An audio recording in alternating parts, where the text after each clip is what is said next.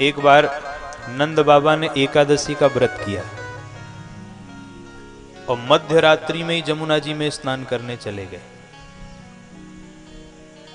मध्य रात्रि में जब जमुना जी में स्नान करने गए तो वरुण के दूत नंद बाबा को पकड़ करके ले गए। ग्वाल वालों ने आके भगवान से कहा, कन्हैया तेरे बाबा जमुना जी में डूब गए। भगवान ने सुना, भगवान ने कहा अच्छा। भगवान दौड़ते हुए गए, भगवान ने जमुना जी में छलांग लगाई और सीधे भगवान वरुण लोक में जाकर के प्रकट हो गए। वरुण देवता ने जब भगवान को देखा, भगवान का स्वागत किया। वरुण देवता ने भगवान को आसन दिया, भगवान की स्तुति गाई, भगवान का स्वागत किया। भगवान कहते हैं, महाराज हमारे पिताजी को बांध करके और हमारा स्वागत कर रहे हो आप? वरुण देवता ने कहा, आपके पिताजी? कौन है आपके पिताजी? भगवान ने कहा, ये जिनको बांध के रखा है, ये नंद बाबा मेरे पिताजी हैं। अब वरुण देव को बड़ी चिंता हुई। वरुण देव ने सेवकों को तुरंत बोला, तुरंत नंद बाबा को मुक्त करो, और भगवान से क्षमा याचना की। अजानता मामकेन मूढ़ेना कार्यवेदिना आनीतोऽयं तव पिता भवान तद्भवान क्षन्तुमर्हति। हे प्रभु क्षमा करें, मेरे सेवक जो हैं ये अनजाने में आपके पिताजी को लेकर के आए, जानबूझकर उनसे यह अपराध नहीं हुआ, इसलिए मैं अपनी सेवकों की ओर से आपसे क्षमा याचना करता हूं। जब सेवक से अपराध हो तो स्वामी को क्षमा याचना मांगनी ही पड़ती है, क्योंकि सेवक का अपराध भी तो स्वामी का ही अपराध माना जाता है। तो वरुण देवता के सेवकों ने अपमान किया, लेकिन क्षमा याचना वरुण देव को मांगनी पड़ी भगवान से। भगवान ने वरुण देवता को क्षमा किया और अपने पिताजी को लेकर के भगवान वापिस ब्रज आए। अब दोबारा से ये बात होने लगी, आपस में सब चर्चा करने लगे।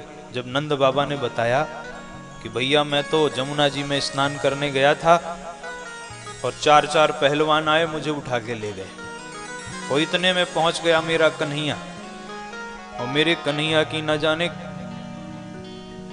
क्या मित्रता निकली उनसे कि वो तो कन्हैया को देखते ही इसके पांव पड़ने लगे, और उन्होंने तुरंत हमें बंधन से मुक्त कर दिया, ये मुझे लेके चला आया। अब तो ब्रजवासियों में फिर संदेह हो गया कि अरे वरुण लोक से आपको लेकर के आए कन्हैया, इसका मतलब पक्की बात है कि ये साक्षात भगवान हैं। फिर से सारे ब्रजवासी भगवान के पास आए, बोले भैया कन्हैया आपकी बार सही सही बता दे, तू भगवान है कि नहीं है? भगवान ने कहा, तुम बार बार इसी बात पे क्यों अड़ जाते हो कि मैं भगवान हूं कि नहीं हूं? ब्रजवासियों ने कहा, भैया बार बार इसलिए पूछते हैं, अच्छा चल तू भगवान है तो बना रहे, लेकिन अगर तू भगवान है तो हमें अपने बैकुंठ के दर्शन करवा दे बस। कृष्ण भगवान ने कहा, देखो हम भगवान हैं कि नहीं इस चक्कर में मत पड़ो, लेकिन बैकुंठ के दर्शन हम तुम्हें अवश्य करवा देंगे। ब्रजवासियों ने कहा ठीक है। बोलिए जय श्री कृष्ण। भगवान सबको लेकर के ब्रह्म कुंड में गए, और ब्रह्म कुंड में जाकर के भगवान ने ब्रजवासियों से कहा, भैया जिसको जिसको बैकुंठ के दर्शन करने हैं सब लगाओ छलांग ब्रह्म कुंड में। अब ब्रजवासी एक दूसरे को देखने लगे, कन्हैया सच में कूद जाएंगे तेरी बात पे? भगवान ने कहा कूद जाओ, इस कुंड में कूद जाओ, बैकुंठ के दर्शन होंगे। ब्रजवासी एक दूसरे को देखने लगे, भैया न जाने कौन सा बैकुंठ दिखाएगा यहां से।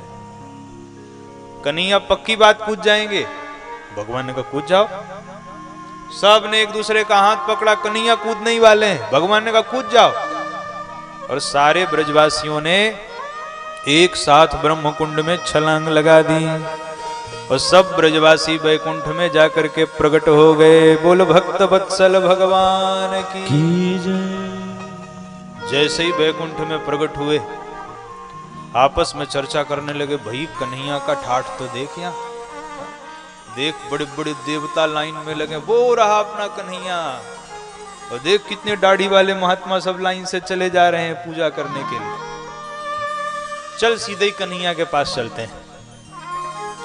और जैसे ही ब्रजवासी चले, द्वारपालों ने रोक दिया।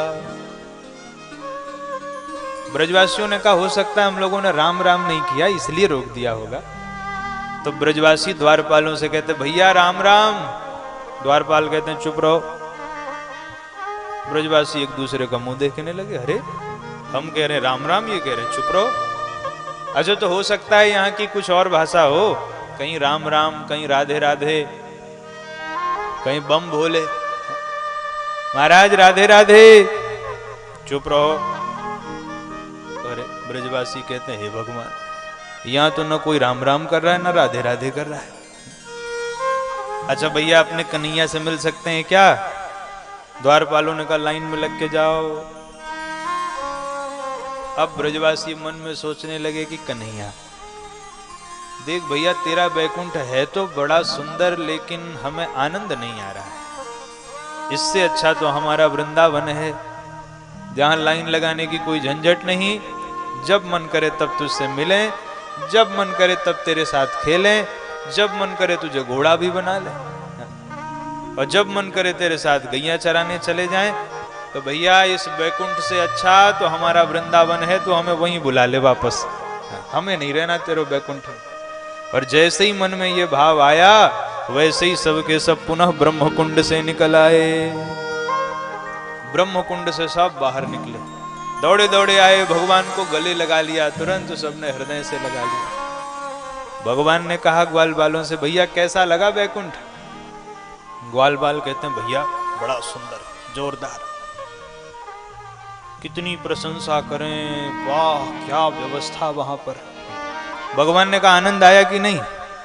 तो आनंद के नाम पे सब एक दूसरे का मुंह देखने लगे। भगवान ने कहा क्या हुआ? बोले कन्हैया बुरा मत मानना भैया, आनंद तो बिल्कुल नहीं आया। भगवान ने कहा आनंद नहीं आया? बोले आनंद नहीं आया। क्यों?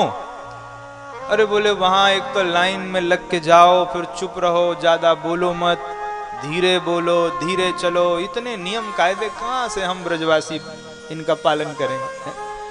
भैया इससे अच्छा तो हमारा वृंदावन है, जब मन करे तब तेरे साथ घूमें टहलें खेलें खाएं पिएं, इसलिए हमारा वृंदावन ही सुंदर है, हमें तो यहीं पे रहने दो।